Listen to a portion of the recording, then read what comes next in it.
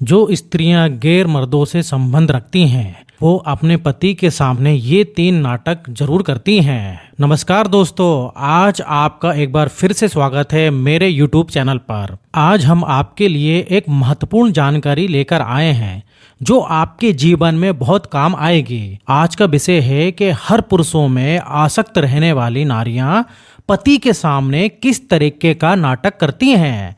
तो दोस्तों, जाहिर से बात है, चोर अपनी चोरी छुपाने के लिए, समाज के परिवार के नज़रों में सही दिखने के लिए कोई ना कोई नाटक जरूर करता है। यदि वो नाटक नहीं करेगा तो उसके पाप को कोई भी जान जाएगा, जिससे उसे सजा भी हो सकती है। समाज के सामने उसे शर्मिंदगी भी उठानी पड़ सकती है, उसका अपमान भी हो सकता है। उस समय उसका झूठा अभिनय उसके कुकर्म को छुपा लेता है। अब सवाल ये है कि हम किस प्रकार से जांच करें कि हमारी स्त्री हमारे सामने सिर्फ अभिनय कर रही है। मित्रों, जो स्त्रियां पराये पुरुषों से संबंध रखती हैं वे अपने पति के सामने इस प्रकार की हरकतें करती हैं। यदि इस प्रकार की हरकतें किसी की स्त्री उसके पति के सामने करती हैं तो उसे समझ जाना चाहिए कि वो किसी दूसरे पुरुष में जो है आसक्त है। एक कहावत है, किस्मत के सहारे चलना अपने पैर पर कुल्हाड़ी मारने जैसा है। इस बात के कई प्रमाण भी हैं। जो किस्मत के सहारे चलते हैं और खुद कुछ नहीं करते, उनके बर्बाद होने में ज़्यादा समय नहीं लगता है। और हर व्यक्ति पर आंखें मूंद कर भरोसा करने वाला आदमी एक ना एक दिन बहुत पछताता है। इसलिए किसी भी व्यक्ति पर भरोसा करने से पहले एक बार छुपकर उसकी परीक्षा कर लेनी चाहिए। इसी में समझदारी है। कहते हैं मित्रों, यदि अच्छाई और सच्चाई खुद में नहीं है तो वह दुनिया में ढूंढने पर भी नहीं मिलेगी। जो व्यक्ति सबके बारे में अच्छा सोचता है, अच्छा करता है, वो इस दुनिया में अकेला ही रह जाता है। तो दोस्तों, चाहे कोई भी इंसान हो, उसकी ज़िंदगी में आने वाले परिवर्तन ऐसे ही नहीं आते। कोई ना कोई हादसा उसके साथ जरूर होता है जो उसे बदलने पर मजबूर कर देता है। या तो किसी ने उसके साथ में धोखा किया होता है या फिर उसे इतना पीड़ित किया जाता है कि उसे बदलने के लिए मजबूर होना पड़ जाता है। एक बात ध्यान रखने वाली है, अपने परिवार में चल रही अनबन को किसी के सामने प्रकट नहीं करना चाहिए, क्योंकि ऐसी बातों को बाहर के लोग बड़ी दिलचस्पी के साथ सुनते हैं और आपके घर की बातों को उन्हें दुनिया में फैलाने में बड़ा आनंद आता है और हमेशा आपका मजाक उड़ाने में भी पीछे नहीं रहते हैं।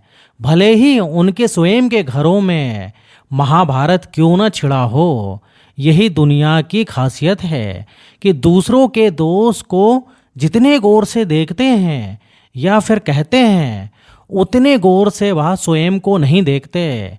एक बात और बड़ी ध्यान रखने वाली है, ऐसे आदमी से कभी मोहब्बत मत करना जिसे आपके होने ना होने से कोई फर्क नहीं पड़ता हो।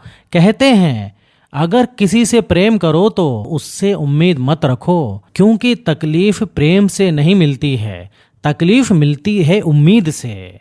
इसलिए किसी ने क्या खूब कमाल की बात कही है कि मत करो यकीन यहाँ पर पल भर भी किसी का।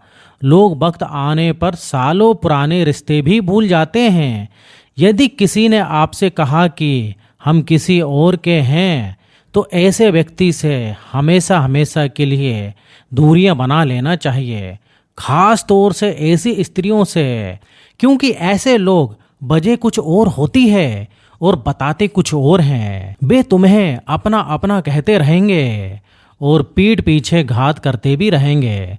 ऐसे लोग मतलब के समय ही तुम्हें अपना कहते हैं, मतलब निकल जाने के बाद आपसे दूर हो जाते हैं। मित्रों, एक सच्चाई है, चाहे इसे इत्तेफाक कह लीजिए, इस दुनिया में बहुत से लोग रहते हैं, पर हमारी मोहब्बत भी उसी से होती है जिसे हमारी जरा सी भी फिक्र नहीं होती है। हमें प्रेम उस व्यक्ति से करना चाहिए जो हमारी गलतियों पर हमें समझाए, हमारी केयर करे। ऐसा नहीं होना चाहिए कि वो हमें छोड़कर चला जाए। महत्व इंसान का नहीं होता है, महत्व होता है उसके अच्छे स्वभाव का। कोई इंसान तो पल भर में ही दिल को जीत लेता है और कोई सारे जीवन भी साथ रहकर मन को नहीं जीत पाता। कुछ लोग ऐसे भी होते हैं जो सच तो बहुत पहले से जानते हैं और ये जानने की कोशिश करते हैं कि ये इंसान कहाँ तक झूठ बोल सकता है। कुछ लोगों के अंदर घमंड रहता है जो उन्हें गलत होने का एहसास होने ही नहीं देता। वे अपने अहंकार में ये मानने के लिए तैयार ही नहीं होते कि मेरे अंदर भी कमियां हैं। इसलिए मित्रों, किसी को इतना भाव मत दो कि वो आपको रद्दी के सामान समझने लगे। हमेशा याद रखिए, जिन लोगों ने तुम्हारा साथ छोड़ दिया है उन्हें हमेशा धन्यवाद कहो, उनसे भला बुरा मत कहो, क्योंकि उन्होंने आपको ये महसूस करा दिया कि हर अपनी दिखने वाली चीज हमेशा अपनी नहीं होती। इसलिए अपने आप को बदलो। जिस व्यक्ति ने अपनों को बदलते हुए देखा है या फिर अपनों से धोखा खाया है, तो वो इंसान जीवन में हर परिस्थितियों का सामना कर सकता है। इसलिए मित्रों, 1 मिनट में आपकी ज़िंदगी तो नहीं बदल सकती, लेकिन 1 मिनट में किया गया फैसला आपकी ज़िंदगी जरूर बदल सकता है।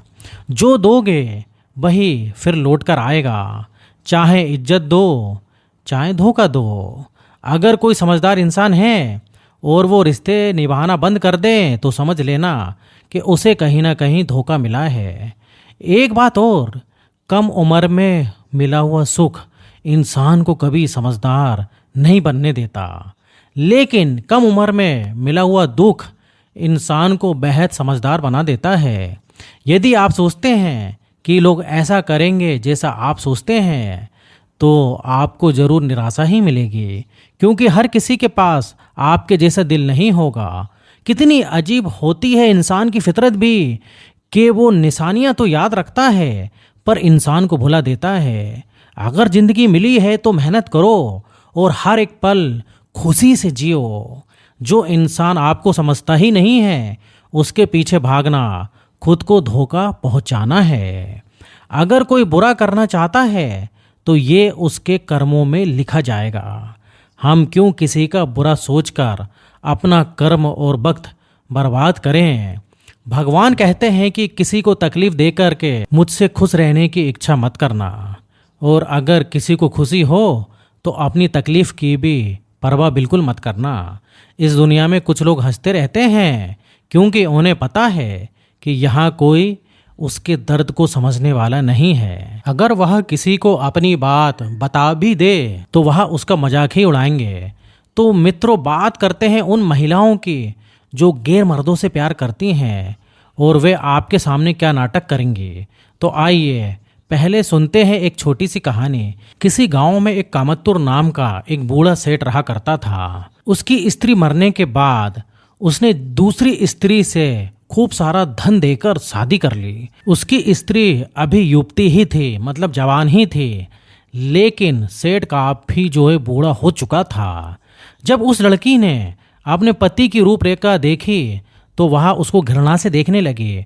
वह उसकी ओर मोह करना भी पसंद नहीं करती थी। बूढ़ा सेठ नई नवेली दुल्हन को पाकर बहुत ही खुश था, पर उसे अपनी अवस्था का ख्याल नहीं था।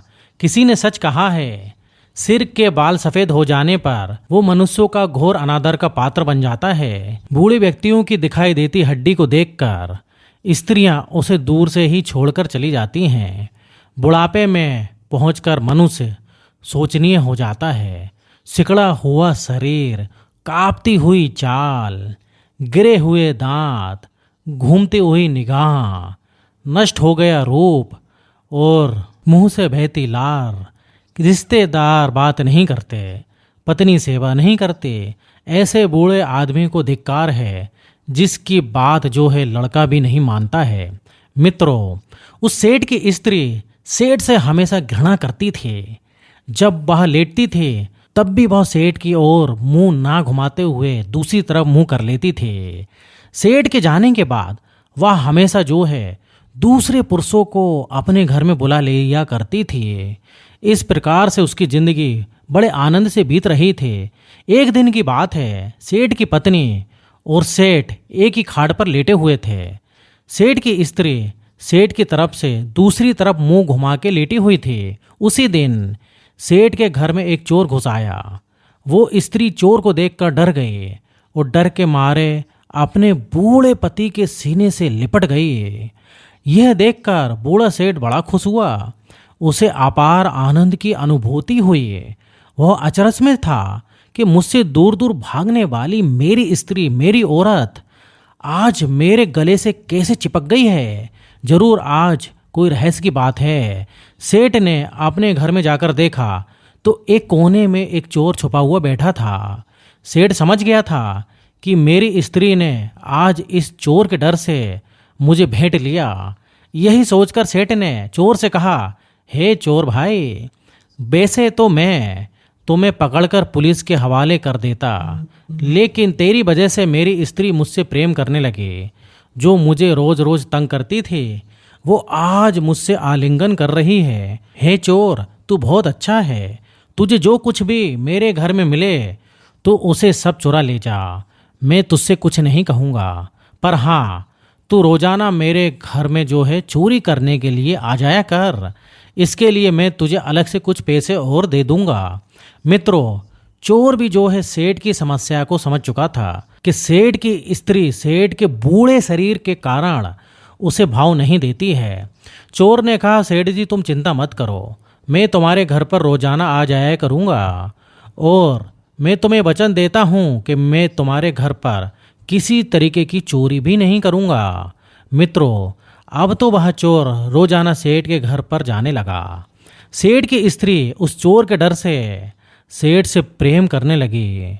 प्रिय बंधुओं, अब बात करते हैं उन स्त्रियों की जो पति के सामने नाटक करती हैं और दूसरे पुरुषों में लिप्त रहती हैं। इसके 3 कारण हैं। पहला, जो स्त्री जो है पर पुरुषों में आसक्त रखती हैं वो अपने पति की इज्जत करना कम कर देती हैं। वह अपने पति को अपशब्दों से बुलाती हैं, बात बात पर ऐठ दिखाती हैं, उसे गालियां देकर संबोधित करती हैं। दूसरा कारण, वो आपके नाराज होने पर आपको मनाना छोड़ देती हैं। तीसरा कारण, वो हर आदमी से आपकी तुलना करने लगती हैं कि देखो वो ऐसा है और आप कैसे हो, वो ऐसा करते हैं और आप ऐसा करते नहीं हो। यदि आपकी स्त्री दूसरे पुरुषों से आपकी तुलना करने लगे तो ये बात भी विचारणीय है। तो समझ लेना कि उस स्त्री को आपकी अपेक्षा दूसरे पुरुष जो हैं अच्छे लग रहे हैं। यदि ये लक्षण किसी स्त्री में दिखाई दें तो उसकी परीक्षा जरूर करनी चाहिए कि वो किसी पर पुरुषों में आसक्त तो नहीं है। तो मित्रों, आज की हमारी जानकारी बस यहीं तक थी। मिलते हैं एक अगले वीडियो में एक नई जानकारी के साथ। आप सभी मित्रों का बहुत बहुत धन्यवाद। जय श्री कृष्ण।